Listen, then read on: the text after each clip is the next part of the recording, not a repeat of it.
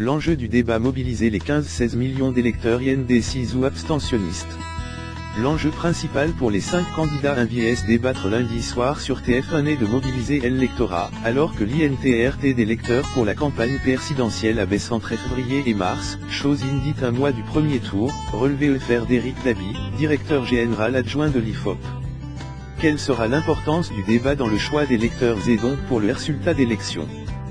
Personne ne peut le dire puisqu'il s'agit d'un événement jamais vu, mais c'est vrai que peut avoir un impact fort en donne cette tranche campagne.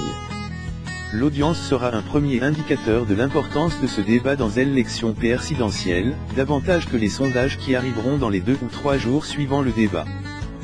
Il y a toujours un temps de digestion de l'événement.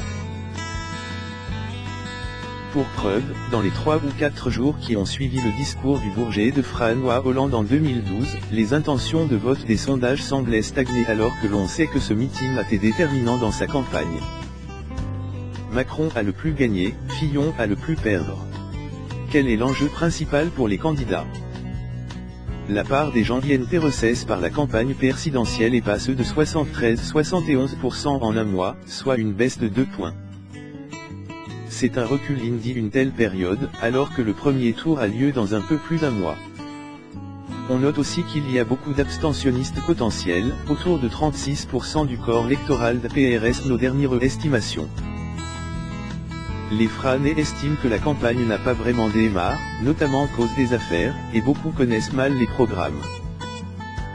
Dans ce débat, bien plus que les transferts d'électeurs entre les candidats, il y a donc un enjeu de mobilisation de ces 15-16 millions d'électeurs indécis ou abstentionnistes pour les 5 candidats alors que l'on aborde la dernière ligne droite. Tous ceux qu'ils soient dégoûtés par les affaires ou qu'ils ne trouvent pas d'offres politiques qui leur conviennent, pourraient faire basculer l'élection présidentielle. Les abstentionnistes pourraient être remobilisés par le débat et les électeurs hésitants pourraient choisir leur candidat. Lire aussi, premier débat lundi, premier vrai moment de vérité pour les candidats. Peut-on comparer ce débat à ceux des primaires? Quel candidat a le plus perdre et gagner? L'électorat des primaires est plus volatile que les 47 millions d'électeurs qui sont appelés aux urnes pour lire leur président. Sur l'ensemble des Français, les choses sont plus figées même si un candidat comme Emmanuel Macron, qui revendique des TR ni de gauche ni de droite, a un électorat TRS friable. Le leader d'En Marche est d'ailleurs sans doute le candidat qui a le plus gagné certainement dans ce débat. Tout l'enjeu pour lui est de solidifier son électorat, de renforcer son image, alors qu'on sait GRC au dernier sondage JDD-FOP qu'il n'a pas d'atout ou de force particulière. Il doit montrer aux téléspectateurs qu'il est sérieux et servible. A l'inverse, François Fillon est sans doute le candidat qui a le plus perdre dans ce débat. Il est passe d'une élection imperdable cette situation de 3e homme.